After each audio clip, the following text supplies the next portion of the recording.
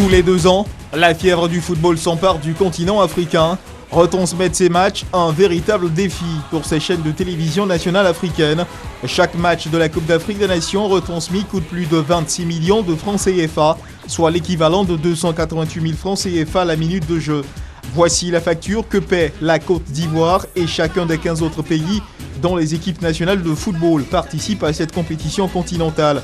Petit calcul, pour les 32 matchs de la CAN, la facture s'élève à un peu plus de 850 millions de francs CFA, une note plutôt salée pour les chaînes de télévision africaines qui, vu l'engouement que suscite cet événement continental, sont parfois amenées à briser leur tirelire.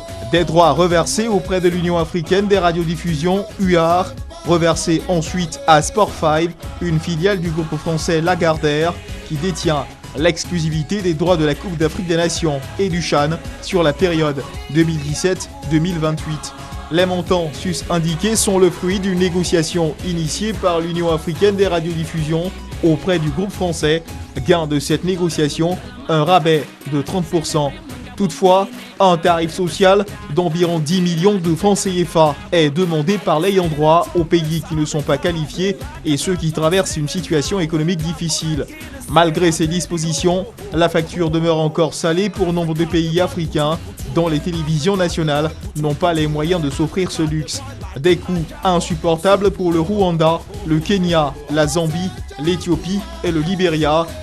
Bienheureux donc les pays qui peuvent profiter de la retransmission de ces matchs. Ne pouvant trouver satisfaction au plan local, les téléspectateurs des pays confrontés à ce type de situation se tournent chaque jour un peu plus vers la piraterie des télévisions par câble. Les droits de diffusion de la Coupe d'Afrique des Nations sont passés de 500 millions en 2012 à 900 millions à la dernière édition de 2015. Contraintes par la loi du marché et une approche plus économique du sport, ces chaînes nationales de télévision africaines ont désormais le dos au mur. Une solution de retransmission par une filiale africaine pourrait peut-être être une solution à la réduction des coûts de retransmission de ces événements importants pour le continent.